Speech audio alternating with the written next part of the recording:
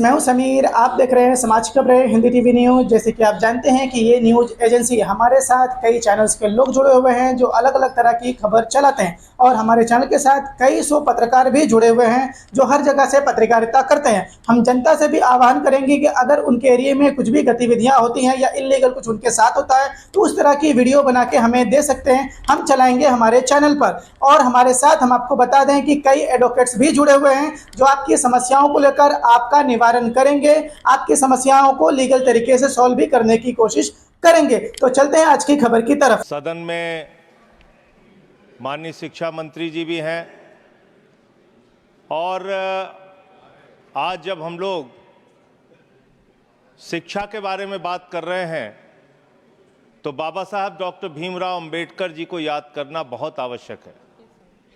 बाबा साहब डॉक्टर भीमराव अंबेडकर जी ने कहा था, शिक्षा शेरनी का वो दूध है जो जितना पिएगा उतना दहाड़ेगा। अगर भारत शिक्षित बनेगा तभी विकसित बनेगा मान्यवर। शिक्षित भारत ही विकसित भारत बन सकता है। लेकिन वास्तव में इस शिक्षित भारत की सच्चाई क्या है? हो सकता है कि सरकार ने अपनी ओर से बड़े बड़े दावे किए हों, बजट में बड़ी बड़ी घोषणाएं की हों, लेकिन जमीन पर उसकी सच्चाई क्या है, यह आपके माध्यम से सरकार को और देश को जानना जरूरी है। मान्यवर, सबसे पहले मैं आपके सामने पूरे देश में ड्रॉप आउट स्टूडेंट का आंकड़ा रखना चाहता हूं। वर्ष 2022-23 और 23-24 में पूरे हिंदुस्तान के अंदर, पूरे भारत में 54,77,223 बच्चों ने सरकारी स्कूल की शिक्षा छोड़ी है मान्यवर। 54,77,223 बच्चों ने। और ये बच्चे एक कक्षा से लेकर 8वीं कक्षा तक के बच्चे। इनमें आसाम का अगर आंकड़ा पढ़ें तो 3,58,075 बच्चों ने सरकारी स्कूल की शिक्षा छोड़ी है। गुजरात का अगर आंकड़ा पढ़ें, जिसके विकास के बारे में बड़े बड़े दावे किए जाते हैं, 1,38,813 बच्चों ने सरकारी स्कूल की शिक्षा क्लास 1 से क्लास 8वीं तक छोड़ी है। अगर आप मणिपुर की बात करें, 17,991 बच्चों ने सरकारी स्कूल की शिक्षा छोड़ी है। अगर आप मेघालय की बात करें, 65,532 बच्चों ने सरकारी स्कूल की शिक्षा छोड़ी है। अगर आप राजस्थान की बात करें, 8,99,240 बच्चों ने सरकारी स्कूल की शिक्षा छोड़ी है।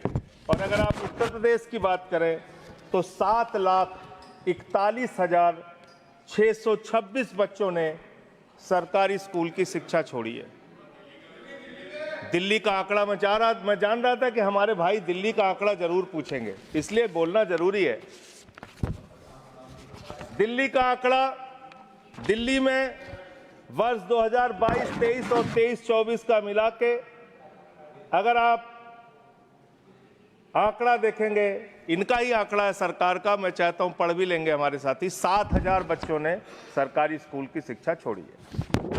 ये आंकड़े मान्यवर बहुत चौंकाने वाले, बहुत परेशान करने वाले और ये बताने वाले हैं कि सरकारी स्कूल से किस तरह से पूरे देश में शिक्षा छोड़ के बच्चे अपने घर पर बैठ रहे हैं। और इसमें भारतीय जनता पार्टी के शासित राज्यों के बारे में जो मैंने आंकड़ा पढ़ा है वो निश्चित रूप से चौंकाने वाला है। इनको इसकी ओर ध्यान देना चाहिए। दूसरा मामला आता है मान्यवर पेपर लीक की घटनाएं कितनी हुई पूरे देश में? पिछले 7 वर्षों में 70 एग्जाम ऐसे हैं, 70 परीक्षाएं ऐसी हैं जिसमें पेपर लीक हुआ।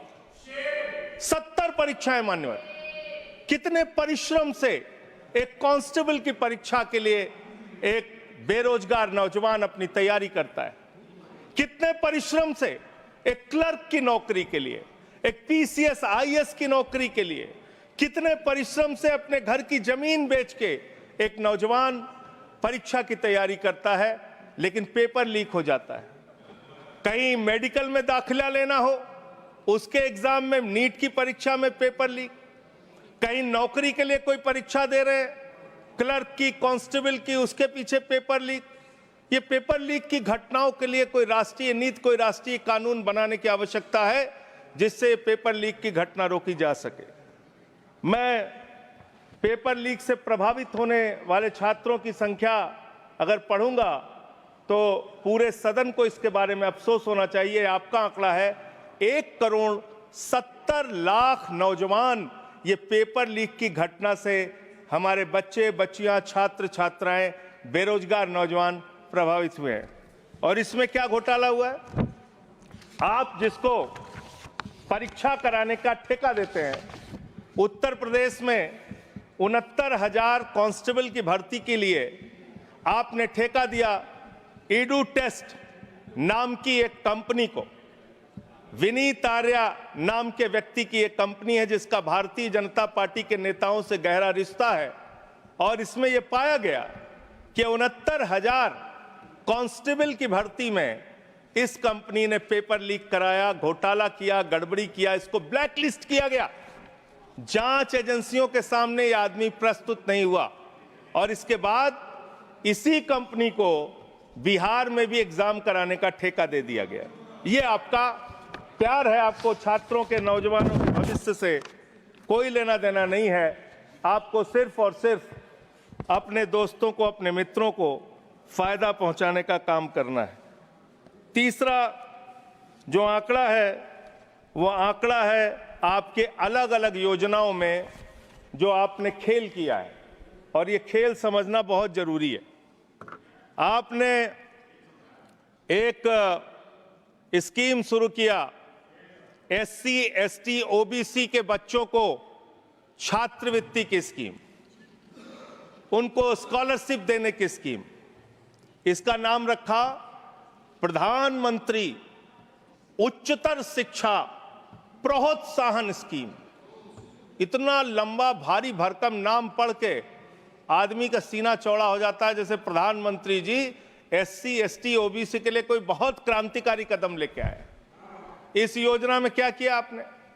और इसमें हाई स्कूल से लेकर पोस्ट ग्रेजुएट, इंजीनियरिंग और पीएचडी के जो छात्र हैं एसटी, एससी, ओबीसी के, उनको आप स्कॉलरशिप देने की बात करते हैं।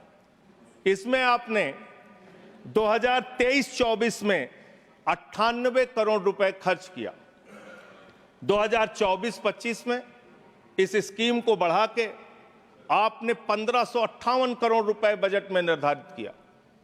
बड़ी खुशी की बात है, 98 करोड़ खर्चा हुआ 23-24 में और 1558 करोड़ आपने बजट बढ़ा के कर दिया, निर्धारित कर दिया 24-25 में।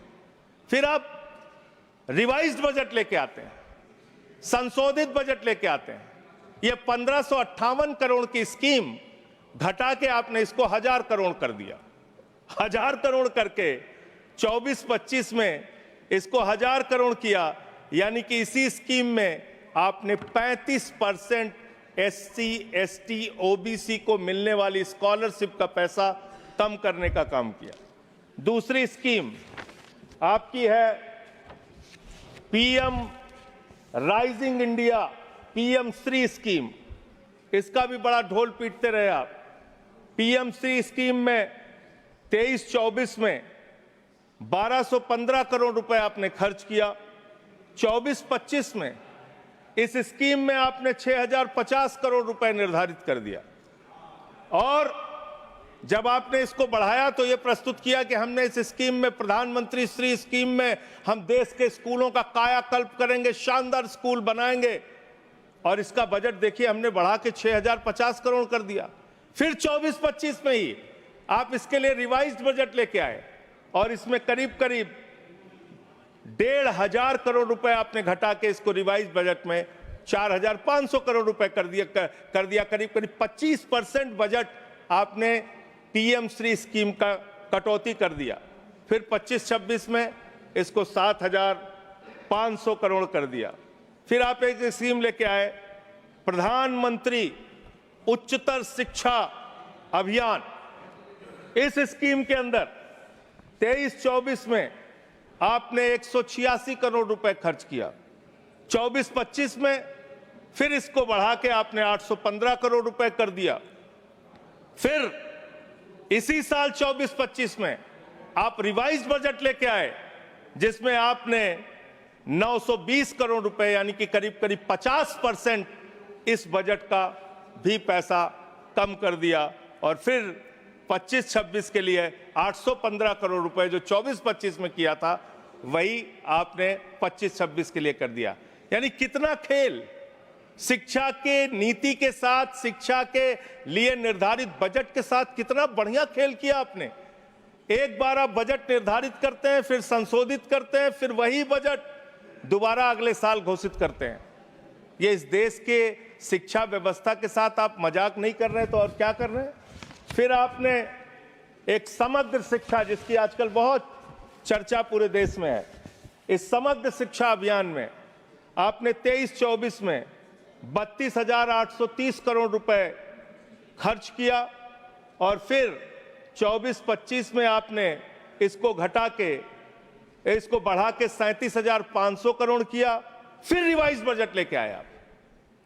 हर बार आप रिवाइज बजट लाते हैं, और 24-25 के लिए रिवाइज बजट में आपने 490 करोड़ रुपए इस स्कीम का कम कर दिया। यानी कि करीब करीब 10% के आसपास आपने इसमें भी पैसा कम कर दिया।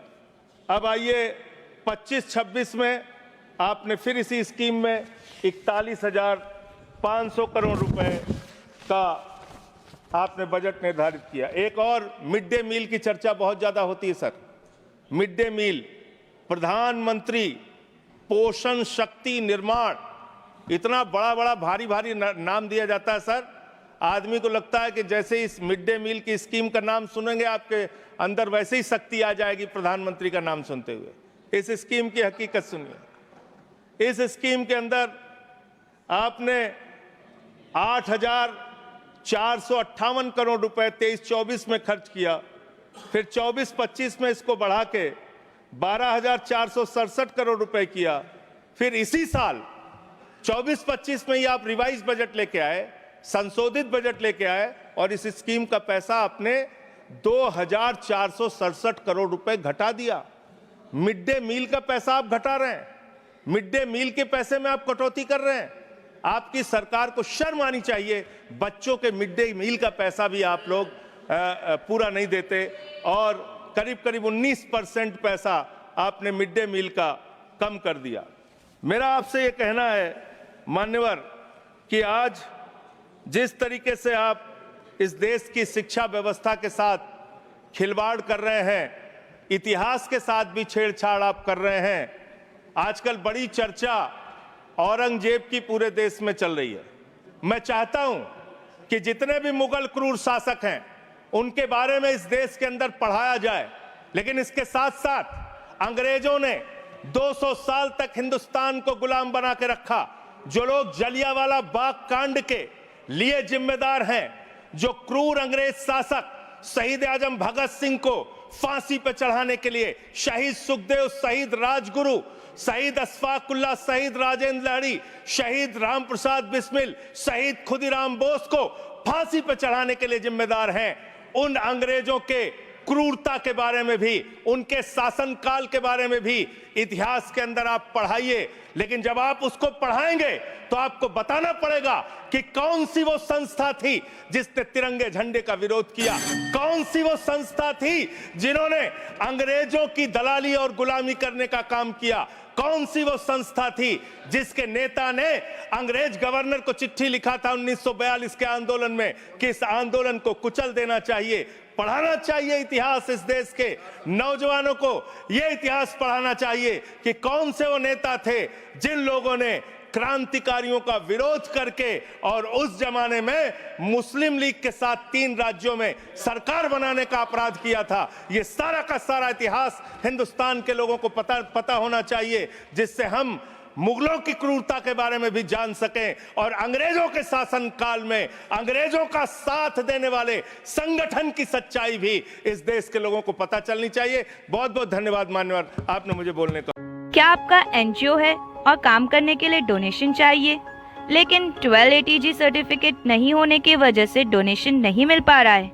तो आप RTI SK के एजेंसी से संपर्क करें। RTI SK के एजेंसी से संपर्क करके 12 ATG सर्टिफिकेट बनवा सकते हैं। उठाए फोन और लगाएं कॉल